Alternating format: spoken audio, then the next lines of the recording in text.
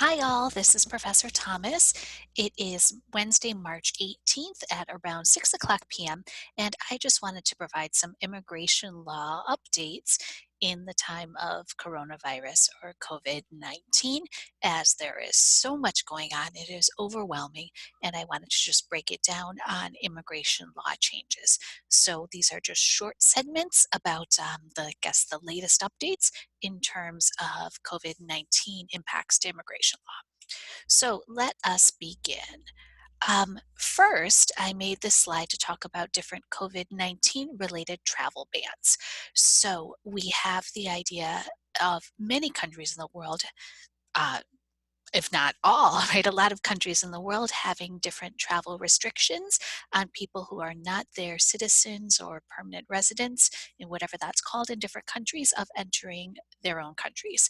These are the ones that are made by the United States, so impacting foreign nationals coming to the United States. So from the CDC website, sort of has a compilation of all of them. CDC is Centers for Disease Control, and we have that foreign nationals who have visited one of the countries in the past 14 days may not enter the United States. Those countries are China, Iran, the Schengen zone of Europe, and then added was Ireland and the United Kingdom. So those have been in place for about a week, I believe, and there are exemptions for US citizens, for people with close ties, meaning that they are the minor children of US citizens, as well as green card holders, certain foreign diplomats, and certain other foreign nationals who are traveling to the United States in coronavirus or COVID-19 medical capacity. There is no exemption written for people who are on student visas or other non immigrant visas who are outside the United States in terms of returning. We also have the president's tweet as of today talking about closing the northern border with Canada to non essential traffic. And from news articles and reports that I've read today on March 18th, it looks like that is going into effect very quickly. And then we also have the idea of Trump saying that he'll halt non essential travel at the southern border. So that would be, again, the US border with Mexico, and so that would not apply to US citizens, green card holders, right, or other certain foreign nationals. We'll have to wait and see in terms of if that goes into effect. I also wanted to share with you a little bit about how the immigration agencies are functioning, at least from an immigration lawyer perspective. I'll focus on Homeland Security and the Department of Justice in terms of the immigration courts today. In our next session, I'll touch on the State Department and other agencies as well.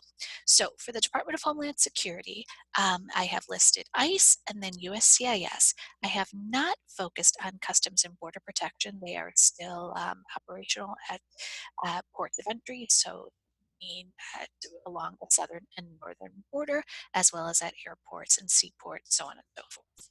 So for ICE, ERO, which is the enforcement and removal operations, is still functional, and apprehensions both in the interior and at ports of entry are ongoing, including here in New York, including in California, really epicenters of this public health crisis in the United States. People do not have to attend their ICE check-ins, meaning in-person appointments with ICE in very, very crowded rooms, until April 14th, but folks do need to continue to have phone check-ins, so on and so forth. Bond payment is still allowed. The policies here are a little bit unclear. Emails have been sent, and ICE's policy is effectively to contact the local ERO office in order to see what the latest updates are. As of last night around 9 o'clock p.m., USCIS canceled all in-person, meaning face-to-face appointments through at least April 1st. So this means no asylum interviews, no citizenship interviews, no oath ceremonies, no green card interviews, so on and so forth, and also no biometrics appointments. Biometrics appointments are for people who are applying for different immigration benefits to go get fingerprinted and have their photos taken. So, to the best of our knowledge as advocates, advocates, filing centers are still open and still receiving document submission, we shall see. This is a screenshot from the USCIS website today that's just talking about their policy, which they put out in terms of their offices being closed, the face to face offices being closed in response to COVID 19. And then finally, I'd like to talk about the immigration court. So remember that the immigration court is part of the Executive Office for Immigration Review, which is part of the Department of Justice. And it has been communicating through Twitter. And so last night at 11:55 p.m. is when a effectively directive and operational status came out saying that effectively in certain courts throughout the United States, and they're listed, including two of the three courts here in New York City, that all non detained hearings are postponed and that these courts are closed.